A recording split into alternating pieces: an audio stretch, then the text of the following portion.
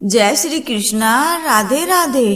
कृष्ण और सुदामा की दोस्ती से तो सब वाकिफ ही होंगे। अगर किसी को कभी दोस्ती की मिसाल देनी हो तो सबसे पहला नाम कृष्ण सुदामा का ही आता है। कृष्ण जी का जन्म एक संपन्न परिवार में हुआ था और वहीं सुदामा जी एक गरीब ब्राह्मण थे। दोनों में जमीन आसमान का फर्क हुआ करता था, लेकिन फिर भी दोनों की दोस्ती की मिसालें आज भी दी जाती हैं। शास्त्रों में कहा गया है कि सुदामा भी एक समय में बहुत अमीर हुआ करते थे, लेकिन क्या किसी को पता है कि सुदामा गरीब कैसे हुए? क्या थी इसके पीछे की वजह? तो चलिए आज जानते हैं इसके पीछे की एक पौराणिक कथा के बारे में। पौराणिक कथा के अनुसार एक ब्राह्मणी थी जो बहुत गरीब निर्धन थी, भिक्षा मांगकर जीवन व्यतीत करती थी। एक समय ऐसा आया कि 5 दिन तक उसे भिक्षा नहीं मिली। वह प्रतिदिन पानी पीकर भगवान का नाम लेकर सो जाती थी। 6वें दिन उसे भिक्षा में 2 मुट्ठी चना मिला।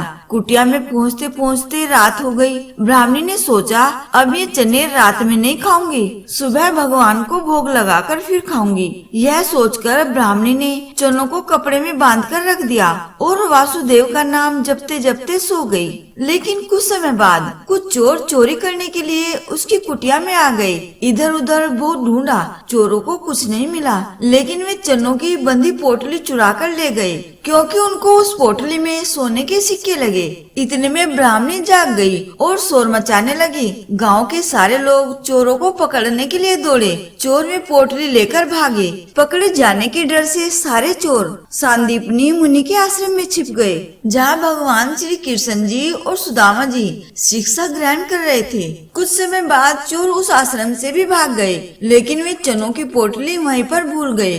इधर भूख से व्याकुल ब्राह्मणी ने श्राप दे दिया कि मुझ दिनहीन ऐसारा के जो भी चने खाएगा वह दरिद्र हो जाएगा। प्रातः काल गुरु माता आश्रम में झाड़ू लगाने लगी और उन्हें वही चने की पोटली मिली। गुरु माता ने पोटली खोलकर देखी तो उसमें चने थे। सुदामा और कृष्ण भगवान जंगल से लकड़ी लाने जा रहे थे, तो गुरु माता ने वह चने की पोटली सुदामा को दे दी और कहा कि बेटा भूख लगे तो खा लेना।